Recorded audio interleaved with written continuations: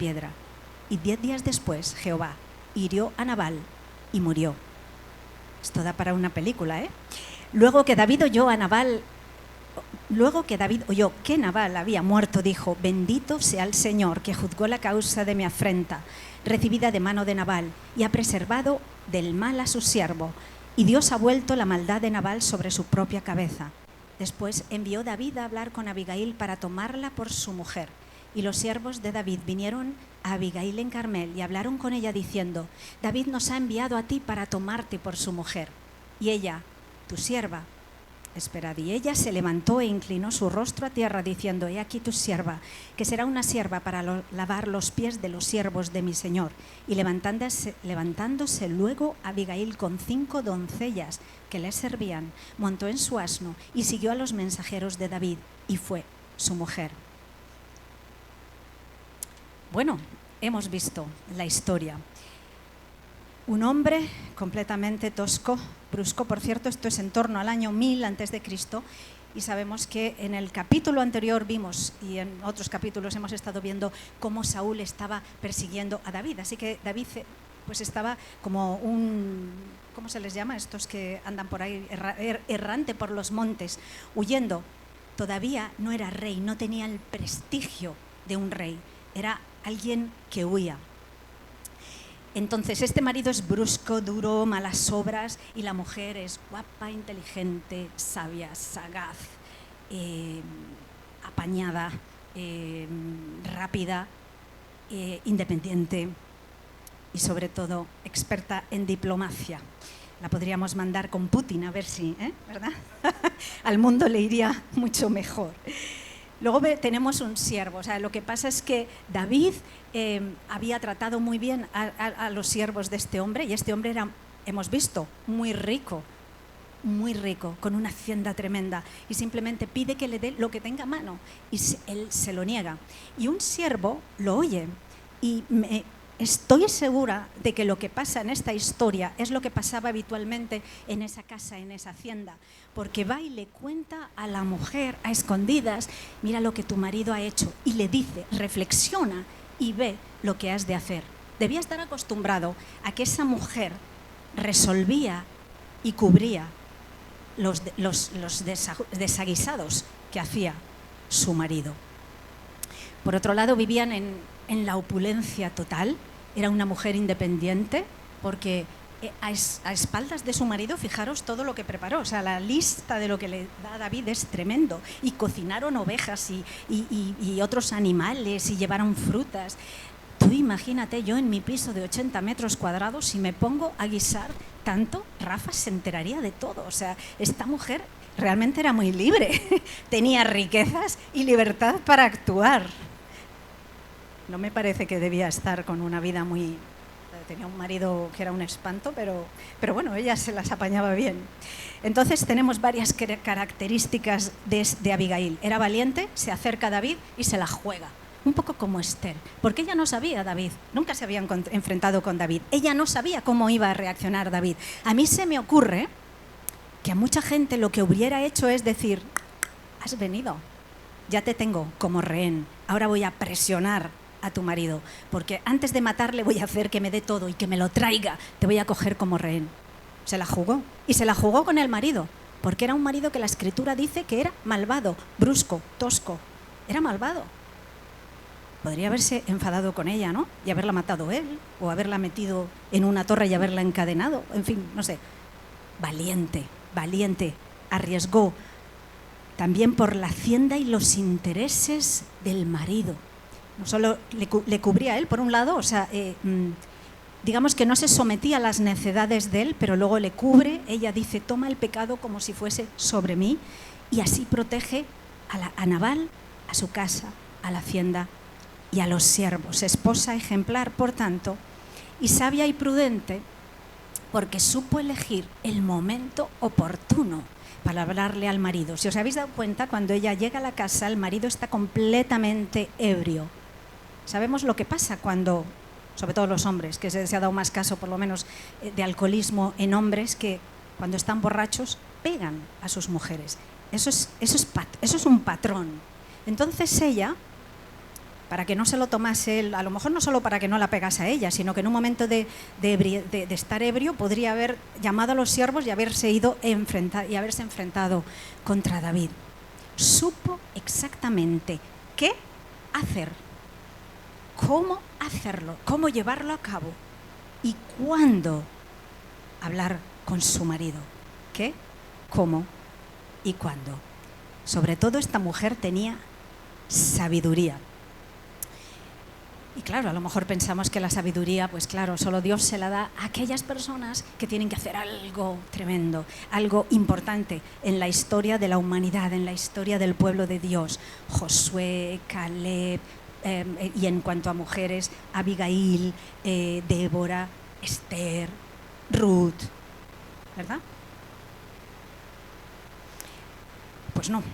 Dios quiere que todos nosotros tengamos sabiduría e inteligencia para saber, por ejemplo, qué hacer, qué estudio, en qué debo trabajar, dónde debo vivir, qué tengo que hacer en el próximo paso, cómo lo hago, cómo lo llevo a cabo, cómo educo a mis hijos, cómo le hablo a mi jefe, cuándo le hablo a mi jefe, al vecino, si le quiero compartir la palabra, qué, cómo, cuándo.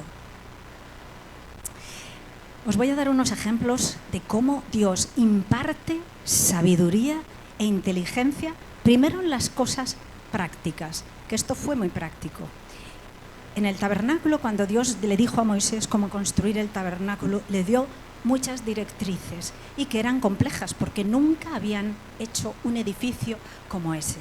Y eran complejo, llevaba maderas de acacia de no sé cuánto que estaban recubiertas por las cortinas, eran de no sé cuánto color y tenían las arillas que tenían que ser de cierta dimensión, en fin, muchas cosas así. Escucha esto: y lo he llenado del Espíritu de Dios, en sabiduría y en inteligencia, en ciencia y en todo arte, para inventar diseños, para trabajar en oro, plata, bronce, en artificio de piedras, para engastarlas, y en artificio de madera, para trabajar en toda clase de labor. Dios llenando de espíritu de sabiduría y de inteligencia, para llevar a cabo algo natural y que a la vez era obra de Dios. Y todas las mujeres en la misma época del tabernáculo, cuyo corazón las impulsó en sabiduría, hilaron pelo de cabra, pero les da sabiduría para hilar y saber cómo hacer eso. Quizá no lo habían hecho nunca. Salomón, aquí ya nos metemos más a lo mejor en tema de ministerio, aquellos que, bueno, todos servimos en la iglesia, pero sobre todo aquellos que lideran al pueblo de Dios y hacen obra en la iglesia. Salomón le pide a Dios, ¿qué? Sabiduría para gobernar. Dame ahora sabiduría y ciencia para presentarme delante de este pueblo. Y Dios se la concede. Y Dios dio a Salomón sabiduría y prudencia muy grandes y anchura de corazón como la arena que está a la orilla del mar. Era mayor la sabiduría de Salomón que la de todos los orientales y que toda la sabiduría de los egipcios. Consejo de Dios para ti y para mí. Sabiduría ante todo. Adquiere sabiduría y sobre todas las posesiones adquiere inteligencia. Di a la sabiduría, estoy cogiendo versículos por ahí, no os digo para no perder tiempo. Di a la sabiduría, tú eres mi hermana, y a la inteligencia llama pariente. Hijo mío, está atento a mi sabiduría y a mi inteligencia, inclina tu oído. Proverbios dice, si como a la plata la buscares y la escudriñares como a tesoros, entonces entenderás el temor del Señor, que por cierto es el principio de la sabiduría según la Escritura, y hallarás el conocimiento de Dios, porque el Señor da la sabiduría y de su boca viene el conocimiento y la inteligencia. Por tanto, Dios la sabiduría, pero nosotros dice, si como a plata la buscares y la escudriñares como a oro. Esa es nuestra parte, buscarla. Subimos de peldaño. Sabiduría para hacer cosas naturales, sabiduría para llevar al pueblo de Dios o para obrar en cualquier área que el Señor te haya llamado, en alabanza, en niños, en evangelizar, donde quiera que Dios te haya llamado a servir. Subimos de peldaño, digo, porque nos vamos a Cristo. Saldrá una vara del trono de Isaí y un vástago retoñará de sus raíces y reposará sobre él el espíritu del Señor, espíritu de sabiduría y de inteligencia, espíritu de consejo y de poder, espíritu de conocimiento y de temor del Señor. Y en Marcos dice, y llegado el día de reposo comenzó a enseñar en la sinagoga y muchos oyéndole se admiraban y decían, ¿de dónde tiene estas cosas? ¿Y qué sabiduría es esta que nos enseña? Y Pablo nos dice, en quien están escondidos todos los tesoros de la sabiduría, y está hablando de Cristo, y del conocimiento. Pero por él estáis vosotros en Cristo Jesús, el cual nos ha sido hecho por Dios, sabiduría, justificación, santificación y redención. Él es nuestra salvación, justificación, redención, pero también nuestra sabiduría. Si andamos con Él, obtendremos sabiduría.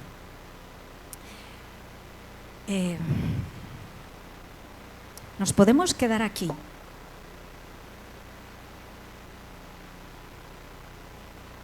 en el nivel de la sabiduría, que es saber qué hacer, cómo hacer y cuándo hacer. Pero yo al leer este pasaje he visto algo más. He visto no solo sabiduría, hay otra cosa de la que también Pablo nos habla y luego vamos a ver, que es la revelación.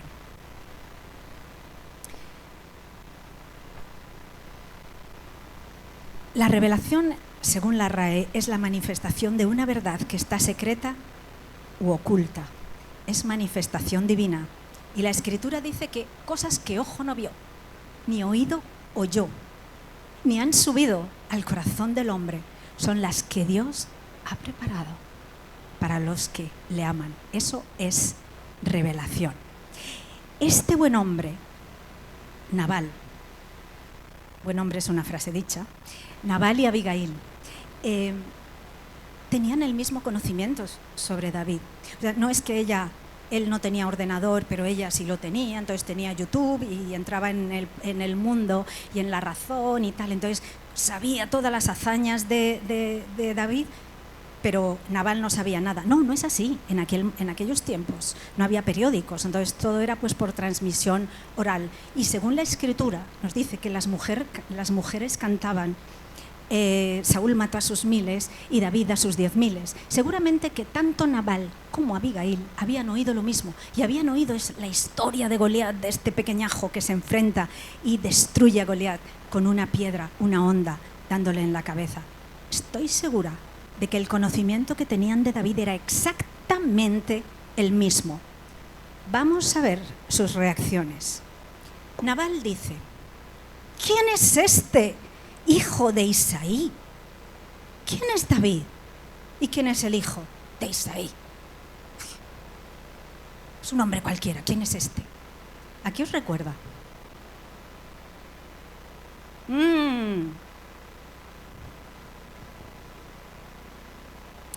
Murmuraban de él los judíos.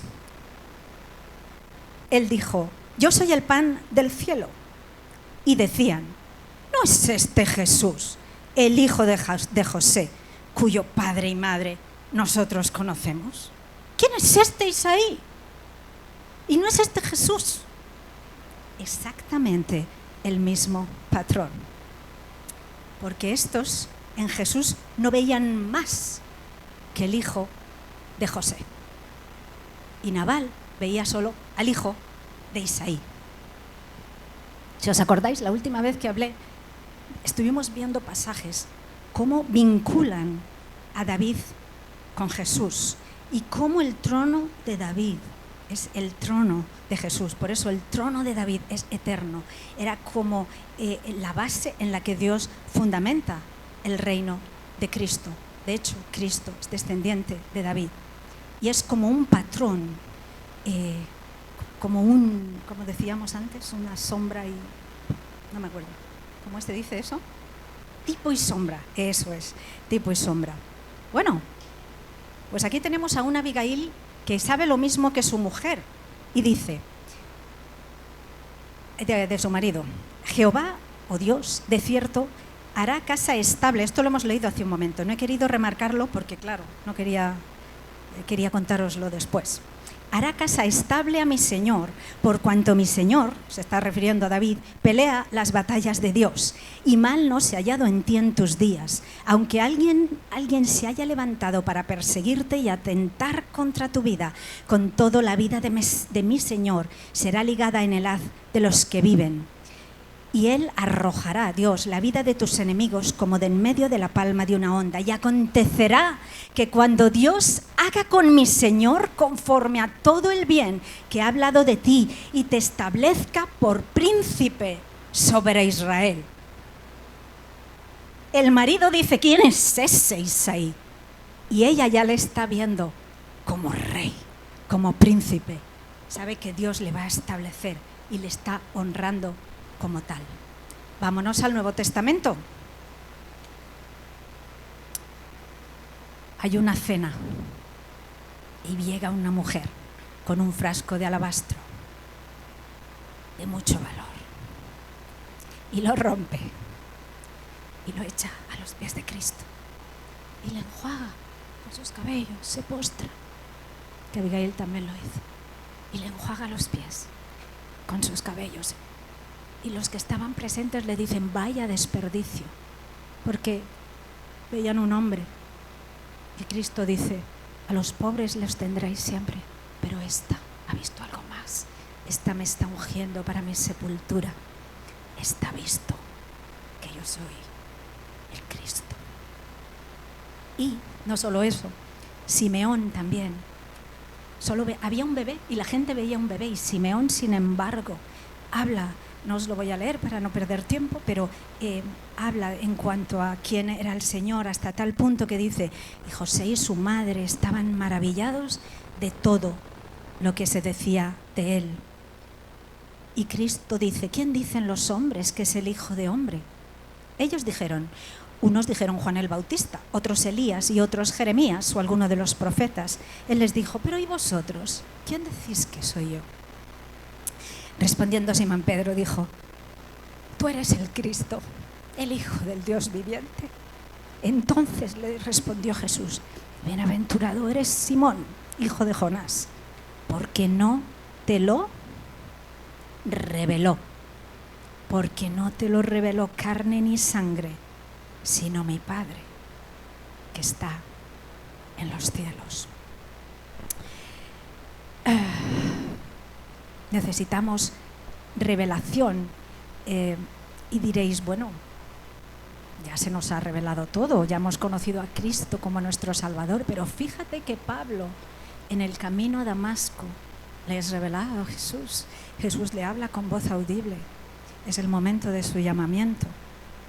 Sin embargo, Pablo en Filipenses 3 dice: lo estimo todo por basura, más o menos, no me importa nada, por la excelencia del conocimiento de Cristo Jesús. Pero si ya lo tenía, no, le faltaba, quería mayor revelación de quién es este Cristo. Y de hecho, Pablo nos insta, dice el Padre en Efesios, dice: el Padre de gloria os dé espíritu de sabiduría y revelación en el conocimiento de Él, alumbrando los ojos de vuestro entendimiento, para que sepáis cuál es la esperanza a la que los ha llamado y cuáles las riquezas de la gloria de su herencia en los santos, esa abundancia de la que nos hablaban al principio. El Padre de gloria os dé espíritu de sabiduría y revelación en el conocimiento de Él. No cesamos de orar por vosotros y de pedir que seáis llenos del conocimiento de su voluntad en toda sabiduría e inteligencia espiritual. Necesitamos revelación del Señor. Y pensando en esto, me acordé de Isaías capítulo 6, creo que es cuando dice: yo vi al Señor sobre un trono alto y sublime, que su gloria llenaba el templo. Y entonces él se siente como, ay, que he visto a Dios y mis labios son labios de inmundos y tal y cual. Y entonces él siente su pequeñez ante la grandeza de Dios y siente pues su naturaleza. Y entonces Dios le hace una pregunta y le dice, ¿a quién enviaré? Y Isaías dice, envíame a mí. Ve la gloria de Dios y está dispuesto a hacer aquello que Dios le pide por haber tenido un encuentro con la grandeza de Dios. Y aquí voy a contar algo personal que me cuesta porque no sé ni cómo explicarlo. Creo que no lo he contado nunca, ni Rafa siquiera, porque hay cosas que uno vive con el Señor y es que no sabes ni cómo explicarlas y tienes que transitarlas. Yo empecé a dirigir alabanza cuando tenía 19 años y cuando tenía pues 39 o 40, por ahí, un año estábamos, Emilio, en Pinos Reales, Pinos Reales. Estábamos en Pinos Reales con un retiro de nuestra iglesia y un sábado por la noche hubo tiempo abierto que podíamos compartir. Y entonces a mí Dios me había puesto todo ese día un pasaje en mi mente, que era Apocalipsis 5, creo que es el 4 y 5, el que habla de las coronas que Jesús está en el trono y los ancianos se postran. Entonces yo leí el pasaje y realmente no hice mucho más allá de leer el pasaje. Lo leí como, yo no intenté hacerlo en plan dramaturgo, pero recuerdo que luego un pastor se acercó, que era pastor de los jóvenes, y me dijo, ¿te has dado cuenta? Porque claro, aquello era como un círculo de piedra, estábamos con los árboles al aire libre y los niños mientras y adolescentes jugaban. Y cuando yo leí, ellos debieron decir, esta está contando un cuento, porque me dijo, es que se han acercado todos a escuchar. Bueno, pues la cosa quedó así. Tampoco dije mucho más, ¿no? Más allá de que teníamos pues que rendir reverencia al Señor. Llega el domingo por la mañana, recuerdo perfectamente dónde estaba situada, yo no estaba en la alabanza, estaba atrás, mis hijos eran pequeños, así que me ponía un poco también para verles. Recuerdo exactamente cómo iba vestida, no os lo voy a contar, no viene a cuento, pero es que recuerdo todos los detalles. Y los árboles ahí sonando en la alabanza, y yo estoy concentrada, y de esto que te viene un pensamiento, ¡zas! Y sabes que no eres tú, porque tú no estás pensando en eso. Y siento que Dios me dice, el pasaje de ayer no era para la congregación, era solo para ti. Y ahí empezó a ministrarme el Señor, como es que no sé cómo contároslo, son esas cosas que uno vive, pero es un poco como lo dice Isaías. Ves la grandeza de Dios en el trono. Y yo sentí que Dios me decía, tú imagínate aquí el trono, ¿no? Y aquí estás tú, en su día hasta tocaba la guitarra, ¿no? Estás dirigiendo, alabanza, tal, y estás de pie con tu corona puesta. Le estás tapando. Sentí que Dios me decía eso. Has estado dirigiendo, con tu corona puesta, tapando mi gloria. Aquello fue tremendo para mí, lloré y lloré, me pasé toda la alabanza llorando. ¿Qué pasó después? La iglesia ni se enteró, nadie sabe nada, pero yo sí.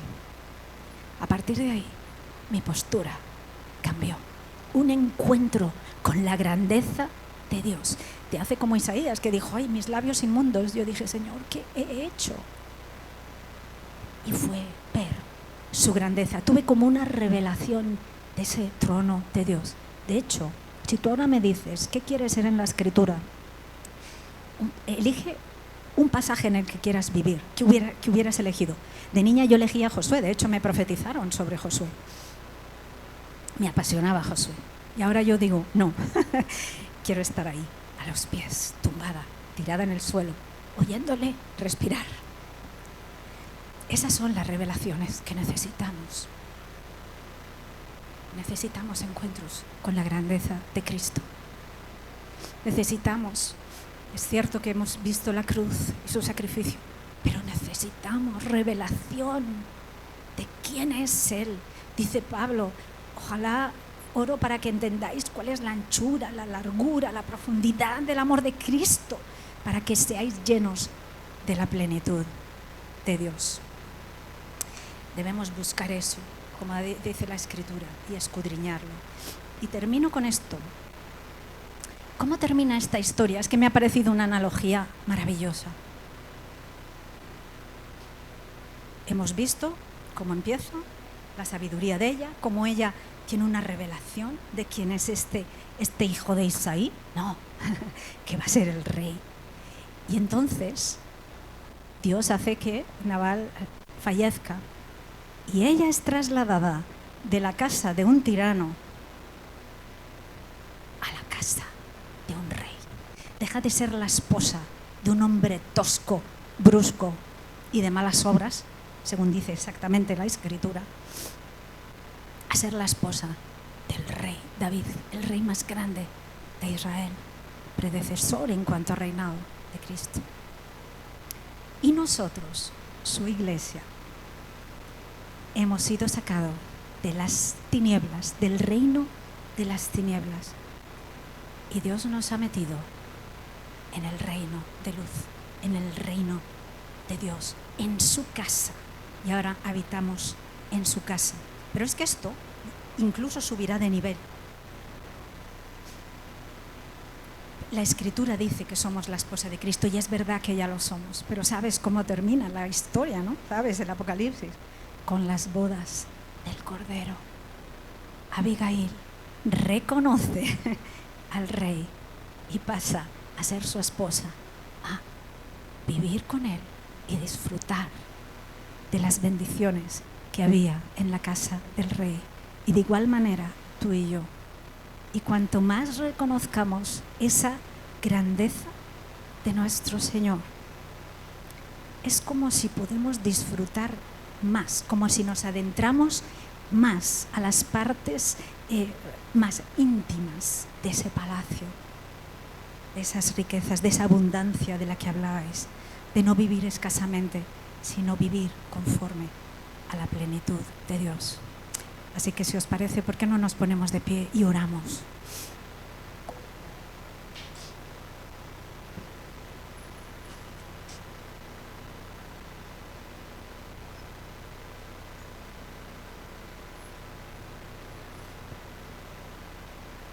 Ah, Jesús, hemos cantado hoy sobre ti y hemos cantado que no hay otro como tú, que tú eres grande, poderoso. Eres eterno, eres omnipotente. Todas las cosas fueron creadas por ti. Todas por ti subsisten, Señor. Y queremos poder entender lo grande que eres, lo poderoso que eres, lo magnífico que eres. Ni siquiera tenemos palabras para poder expresar lo que hasta ahora entendemos y lo que sabemos que aún, como dice Job, lo que hemos visto de él es solo como un leve susurro, porque tu voz es un estruendo lleno de fuerza. Y queremos tener encuentros, queremos tener revelación, Señor, de todo lo que tú eres. Y en esta mañana pedimos que tú derrames espíritu de sabiduría, de entendimiento y de revelación, Señor, de quién eres tú. Y también que nos des, como hemos visto, espíritu de sabiduría en cuanto a qué hacer, cómo hacer. También nosotros como iglesia, Señor, para poder ser eficaces en tu reino, para poder darte a ti toda gloria, toda honra y todo honor en todo aquello cuanto hagamos. Gracias porque nos has llevado a tu casa. Somos tu esposa, Señor, y queremos vivir con dignidad ese lugar de honra que tú nos has dado. Queremos ser como Abigail, que se postró ante los pies de David, y queremos ser como esta mujer que se postró ante los pies de Cristo para enjugar sus pies con sus cabellos. Queremos adorarte, queremos reverenciar tu nombre, Señor. Revélate a nosotros, Señor. En el nombre de Jesús lo pedimos. Amén.